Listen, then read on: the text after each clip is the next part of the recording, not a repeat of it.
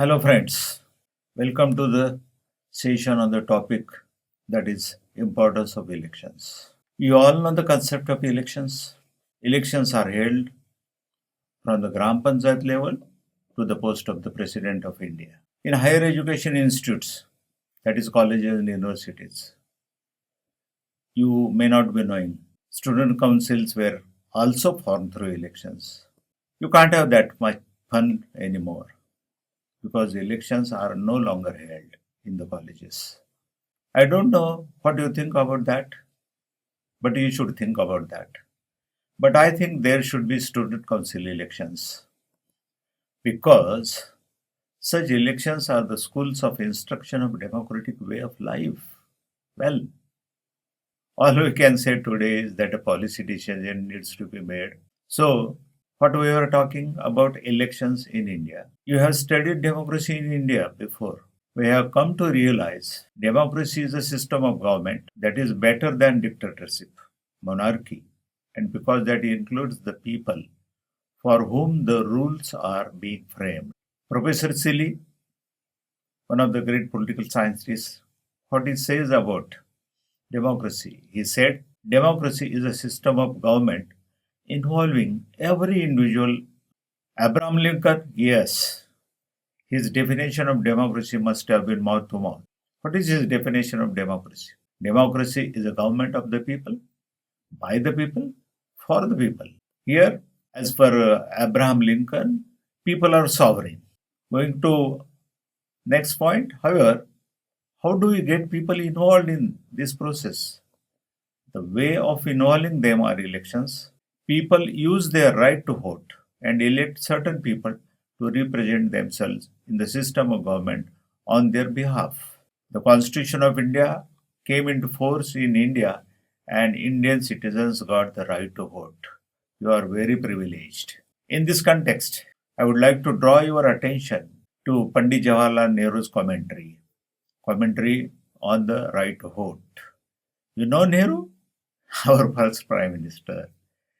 What he said about suffrage, adult suffrage, that is, right to vote. Please listen carefully. For the first time in the history, we were brave and courageous enough to give the right to vote to hundreds and millions of the people of India.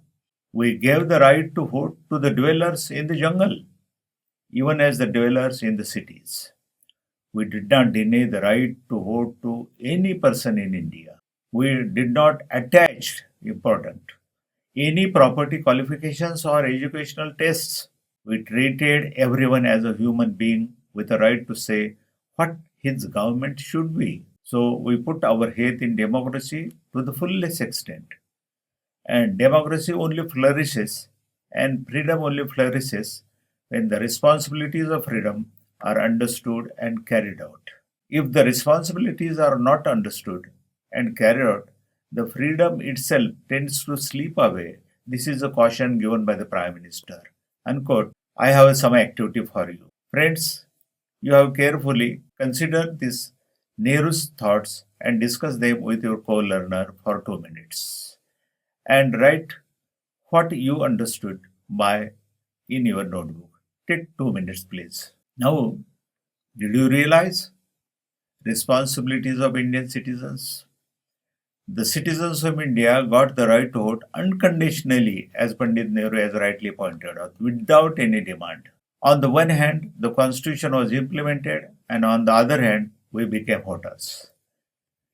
Perhaps this sometimes leads to feeling that the importance of the right to vote and the responsibility that's come with it have not been realized. Friends, I am saying this with a purpose. Indian citizens are very fortunate, and that is why I am giving some examples of some countries in regard to the right to vote. Please listen carefully. First, take the example of France. In France, men were granted suffrage in 1885 and women in 1945. Please understand, 1945, how a long period. America, a country of presidential democracy. Men were granted the right to vote in 1840 and women when? 1920, 60 years, after 60 years. Yes, going to the third country, England, the country of Magna Carta. In the 13th century, as per the Magna Carta, some people with conditions gained the right to vote. It took the 20th century for women to have the right to vote. Women got this right in 1928, less than around 800 years. Please see the period. In Russia, what happened? Women gained the right to vote in 1936. The next is Switzerland, a country of direct democracy. See, in 1971, women gained the right to vote. And in Italy, 1948. What's about ours? What happened in India? On January 26, 1950, Constitution of India came into force, and all Indian citizens who had completed 21 years of age, including women, got the right to vote. Secondly, there is an important amendment. Please see, the first 61st Amendment Act of 1989 brought down the age of the voter in India during the tenure of Prime Minister Rajiv Gandhi from 21 to 18, and you are all become voters now. He trusted you, and now you have got a big responsibility accordingly. Do we deserve it or not? Please listen carefully and think over it. That is the real question you have to thought about. Come, let us move from this question to another question. We have many questions in our mind, but the question is, who will conduct the elections? How will it be impartial? Everyone knows the answer to this question because it's up to the election commission. When the Constituent Assembly adopted federal democracy for India, it also thought about the elections. Friends, elections are the pillars of parliamentary democracy. Keeping in this mind, Constituent Assembly made a provision in the Constitution in the Articles 324 to 329 of the Constitution about the Election Commission, adult suffrage, conduct of Lok Sabha and Assembly elections, and other elections. The Election Commission is autonomous and directly responsible to the President of India. The Commission does the work of organizing, controlling, monitoring elections, preparing voters' lists, etc. Given the overall scope of elections, it must be noted that the role of Election Commission is very important in their implementation. What is about the selection? Selection of election commissioners. In the first instance, during first few elections, there was only one election commissioner.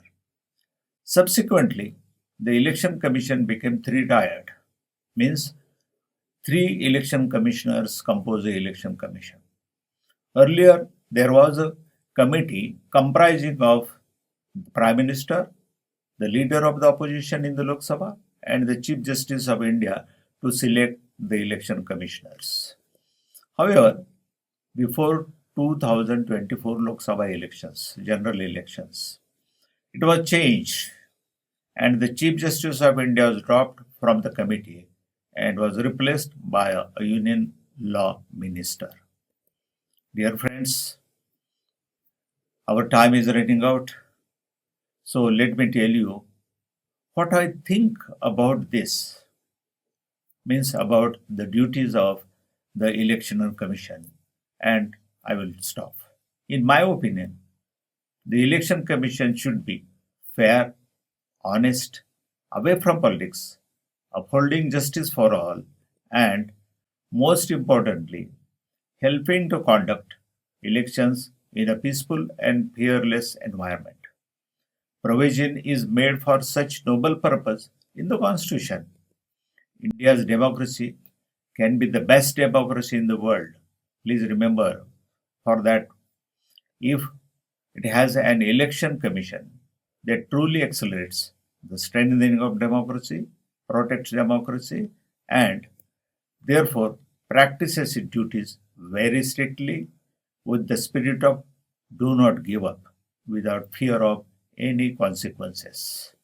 Now, friends, I, time has come to take your leave, and so I promise you we'll meet you soon in the next section to discuss another new topic related with the elections. So, up till then, goodbye. Bye bye.